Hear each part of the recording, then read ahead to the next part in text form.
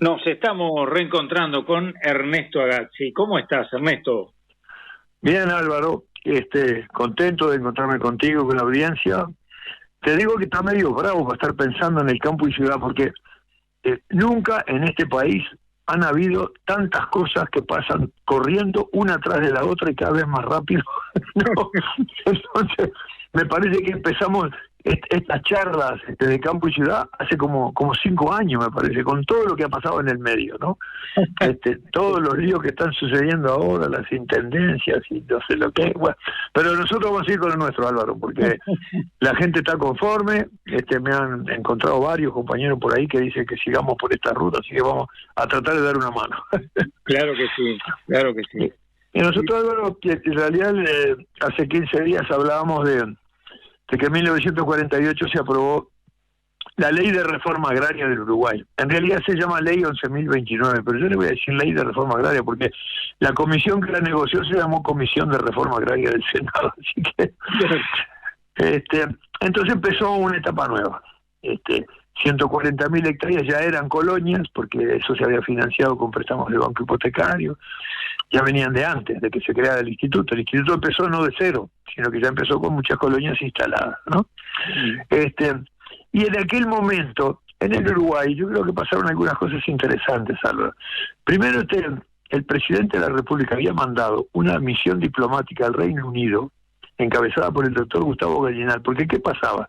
El Reino Unido tenía una deuda con el Uruguay de 17 millones de libras, que era un mundo de plata. Eso era las deudas por la guerra. Ellos estaban en la Segunda Guerra Mundial, ¿no? Y se llegó a un acuerdo. El Uruguay le hizo un favor a Inglaterra, le hizo una quita del 10%, ¿no? Y que el resto se pagaba con la compra de empresas inglesas que estaban en el Uruguay, sobre todo de transporte y de servicio. El ferrocarril, por ejemplo. Así fue el ferrocarril, así fueron los tranvías, así fue el agua potable. Esto se concretó y se firmó el acuerdo en diciembre del 47. En realidad, para organizar el transporte con los tranvías, el Banco República le prestó al gobierno departamental 1,5 millones de pesos y nombró, hay una ley que regula todo esto, nombró un directorio de 5 miembros, ¿no? En realidad, la discusión de colonización había sido muy... Todos los partidos participaron, todos hicieron propuestas, pero había sectores muy conservadores que no querían saber de nada con una reforma agraria, sobre todo los grandes propietarios de la tierra. Hubo un dirigente político en aquel tiempo que dijo, bueno, está bien, le aprobamos la ley, pero no le vamos a dar recursos. Yo cito esto de los tranvías que se convirtieron en AMDET, porque AMDET quería decir Administración Municipal de Transporte, ¿no? Sí. Aunque nosotros decíamos, AMDET quiere decir Artigas murió desesperado esperando un tranvía, que también es AMDET, ¿no? Y en realidad, esa empresa, para comprarla y para todo esto, hubo un préstamo, hubo recursos importantes. Se quejaron algunos que defendían la reforma agraria en Uruguay, de que los recursos que le dio el gobierno para instalar AMDET fueron los mismos que le dio para hacer la reforma agraria al país. Se quejaban de que había pocos recursos. Siempre el problema de los recursos para implementar la reforma agraria fue un problema permanente, porque tenía que haber plata para todas las cosas que precisa el país, más plata para comprar tierra y dársela a los agricultores, ¿no? Pero bueno, eso fue un problema. Igual esto empezó a andar, se compraron tierra, hay colonias que están funcionando en aquella época, se compraron miles de hectáreas. En Artigas se compraron 20.000 hectáreas, se instaló una colonia, la colonia José Germacho Artigas, que sigue funcionando hoy, en la medida que se pudo. Pero ¿qué le pasó al Uruguay, Álvaro? Al Uruguay le pasó que vino la guerra, se había terminado la Segunda Guerra Mundial, había venido la guerra de Corea, la guerra que separaba a las dos Coreas, es una guerra que terminó ahí creo que en el 53, ¿no? Y mientras estuvo la guerra de Corea y mientras estuvo la Segunda Guerra Mundial, Uruguay vendió carne y lana porque eran cosas que precisaban los ejércitos, ¿no? Sí. Ahora, cuando se terminó la guerra de Corea y cuando se terminó la Segunda Guerra Mundial, en realidad los Estados Unidos implementaron un sistema, un plan para recuperar todo lo destrozado de Europa, porque Europa quedó destrozada totalmente, ¿no? Ya habíamos hablado, esta Segunda Guerra fue terrible también, murieron y se destrozaron ciudades enteras, ¿no? Entonces, hubo una iniciativa que la tuvo Estados Unidos, ¿no? fue a pedido de Europa, ¿no? Y la diseñó el secretario de Estado George Marshall, por eso se llamó el Plan Marshall, ¿no? Ahí está. Y bueno, la ayuda fue de 13.000 millones de dólares de aquel tiempo, ¿no? Que era una barbaridad también, para reconstruir las zonas destruidas, para eliminar. En realidad, Estados Unidos puso algunas condiciones: eliminar las barreras comerciales, modernizar la industria y trabajar por la prosperidad. En realidad, disminuir las barreras y menos regulaciones en los países europeos. O sea, hubo un préstamo condicionado a que Europa se incorpore, digamos, más plenamente al mundo capitalista en desarrollo. Porque Europa tenía muchas regulaciones entre sus países, por motivos que ahora no vamos a entrar porque nos llevaría mucho tiempo.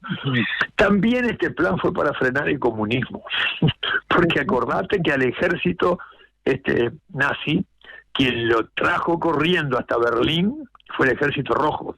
Y además se prestigió mucho el comunismo en el mundo, porque realmente puso muchos muertos y puso mucho sacrificio en vencer al nazismo, ¿no? Fueron los años en que el Partido Comunista tuvo más votación en el Uruguay en aquellos años. Entonces, en todos lados pasó eso. Y se estaba prestigiando en realidad algo que iba a ser un enemigo del capitalismo, ¿no? Cuando empezó el Plan Marshall se le ofreció a todos los países, también a la Unión Soviética, pero la Unión Soviética se negó por las condiciones que le ponían, porque las condiciones que le puso el gobierno de Estados Unidos a la Unión Soviética fueron más exigentes que los países europeos. El problema es que con estos préstamos, más otras cosas, porque tampoco hay que exagerar la importancia del Plan Marshall, vieron otros planes, Europa empezó a recuperarse, ¿no? Creció la industria, creció la agricultura europea. ¿Qué pasó con eso? En realidad, la entrada de Estados Unidos en Europa fue una decisión geopolítica, fue de incorporar a Europa al área de dominio de los Estados Unidos, ¿no? Claro. Y ahí se fue ampliando el imperialismo de los Estados Unidos, que era tan claro en América Latina, se empezó a extender hacia Europa, ¿no? Y ahí empezó una crisis en el Uruguay, por una razón muy simple, porque se habían terminado las guerras, se recuperaba Europa, pero se terminaron los buenos precios, porque empezaron a fluir mercaderías de un continente que se estaba recuperando, ¿no? Claro. Nuestras principales exportaciones empezaron a tener problemas, ¿no? Y esto hizo que bajaran los precios internacionales. Entonces empezó en nuestro país, el Uruguay se venía industrializando, las políticas del vallismo de aquellos años eran priorizar la industria, pero nuestra industria empezó a tener problemas por los precios internacionales, ¿no? Hubo menor demanda en el mundo que bajó los precios de las cosas, ¿no? Y además se deterioraron los famosos términos de intercambio. ¿Te acuerdas que se hablaba de eso? En realidad cada vez teníamos que exportar más granos para comprar un tractor, se decía, ¿no? Claro. Porque eso es el deterioro del valor de nuestra moneda en relación al dólar que se venía imponiendo. Y hubo devaluaciones también en el Uruguay, ¿no? Y en realidad lo importado se volvió todo más caro por la devaluación. Y nosotros, el desarrollo de nuestra industria se hacía toda con insumos importados, desde los combustibles, el petróleo, hasta todas las piezas, los recambios, la tecnología. Así que hubo aumento de los precios, hubo descontento social, hubo menor capacidad de compra de los trabajadores, hubo cierres de industria y empezó la crisis en el Uruguay. Empezó la crisis como consecuencia del desarrollo de otros que nos afectó a nosotros, ¿no? Sí. Y además esto trajo otra cosa, que fue la especulación financiera, ¿no? ¿Te acordás que la especulación fue terrible, ¿no? Cuando vos te encontrabas con un amigo y te decía, ¿y cómo andás? Yo ando bien, dice, pero estoy como el azúcar, dice, estoy acaparado. Y empezó la acaparación. Empezaron las vedas de la carne. En realidad no se vendía carne en Montevideo, que era el gran mercado consumidor. Había que ir a Canelones. Había que ir a Canelones, ¿te acordás? Las colas en La Paz y las colas, sí. ¿No? Sí. Y que después se lo sacaban en el ómnibus al volver. Exactamente. Eso era el sinónimo de la crisis que hizo, fue junto con... Y pasó, esto repercutió en la política también, Álvaro. Acordate que en las elecciones de 1958, cuando se hicieron las elecciones, el Partido Colorado hacía 93 años que ganaba las elecciones en la República Oriental del Uruguay. 93 años. Ganaba siempre el partido. Y los blancos siempre pateaban. Ellos habían peleado mucho por el voto secreto, habían peleado mucho por la representación proporcional, pero el Partido Colorado, y las elecciones eran elecciones de gobierno, que ganaba y le ganaba y le ganaba. Pero este descontento este comienzo de la crisis, estos problemas económicos, estos problemas de la industria que se empezó a desmoronar, el problema de la especulación, en realidad trajo muchísimo descontento y empezaron las huelgas y los problemas. Hubieron huelgas importantísimas en la década del 50, ¿no? El Partido Colorado el Partido Nacional ganó las elecciones. Hubo una alianza entre el herrerismo y el ruralismo, de Chicotazo, ¿no? Sí. Y le ganó con el 49% de los votos. Mirá, le ganó a 93 años del Partido Colorado, ¿no? Uh-huh. Y esto fue en realidad la consecuencia de la intranquilidad social, ¿no? Ahora, esto mirá que se discutió, porque un general colorado fue a hablar con el presidente de la República y le propuso no entregarle el gobierno a los blancos. Se decía en aquella época que el presidente lo sacó a patadas en el culo. Eso se decía en la prensa. No. El gobierno se entregó. Ahora, ¿qué pasó? Pasaron muchas cosas. Eso profundizó toda la crisis, ¿no? Hubieron aquellas brutales inundaciones del 59, fue una catástrofe, ¿no? 41.000 personas desplazadas, ¿no? Fueron unas inundaciones terribles. Hubo peleas entre el herrerismo y el ruralismo al año. Había Consejo Nacional de Gobierno, había colegiado en aquel tiempo, ¿no? Hubo un racionamiento de la energía, hubo escasez de comida, hubo todo un problema con los damnificados. Imagínate, las inundaciones más grandes de nuestra historia habían sido aquellas. Estuvieron por dinamitar la represa del Río Negro, para que, y el agua se venía toda sobre Paso de los Toros. Me acuerdo que Fidel recién había triunfado la Revolución Cubana y vino a recorrer las zonas inundadas con las autoridades nacionales. Hubo también decisiones políticas del gobierno, del nuevo gobierno del Partido Nacional. Y estas decisiones en realidad complicaron todavía más todo. Se eliminaron los cambios múltiples, porque antes había un cambio para exportar y otro cambio para importar. No se fijaba más el valor del dólar, porque antes el dólar lo fijaba el gobierno, el valor. No se fijaba, iba a ser solo por la oferta y la demanda, ¿no? Hubo una devaluación, fue la famosa devaluación, donde el dólar pasó de valer 4 pesos 11 a valer 11 pesos. Mirá que de 4 a 11, fue terrible. Eso fue un mazazo terrible para todas las clases populares, ¿no? Y esto trajo más desocupación, más desindustrialización y salarios más bajos. Entonces, aquí es bien importante, acá Álvaro, sí, razonar campo y ciudad, porque en realidad el problema grave que tuvo muchos problemas con este panorama general que yo describo, que lo tengo que hacer en algunas pinceladas gruesas, claro, ¿no? Claro. Pero un problema importantísimo fue las exportaciones. Fue la principal actividad económica que tenía el Uruguay, que era suministrarle al mundo carne y lana, sobre todo. Eran las producciones más importantes, teníamos más de 20 millones de ovejas, pero la industria frigorífica, habían varios frigoríficos en el lugar. Entonces, nos quedamos sin recurso financiero, con problemas de financiamiento del Estado, ¿no? Y esto trajo una crisis brutal, que también hubo planes para nosotros. También hubo una alianza para el progreso, ¿no? También en aquellos años se declaró personas no gratas al embajador cubano y al embajador de la Unión Soviética. Se expulsó a Cuba de la OEA en aquella famosa reunión de Punta del Este. O sea, vino el Che a Montevideo y terminó todo con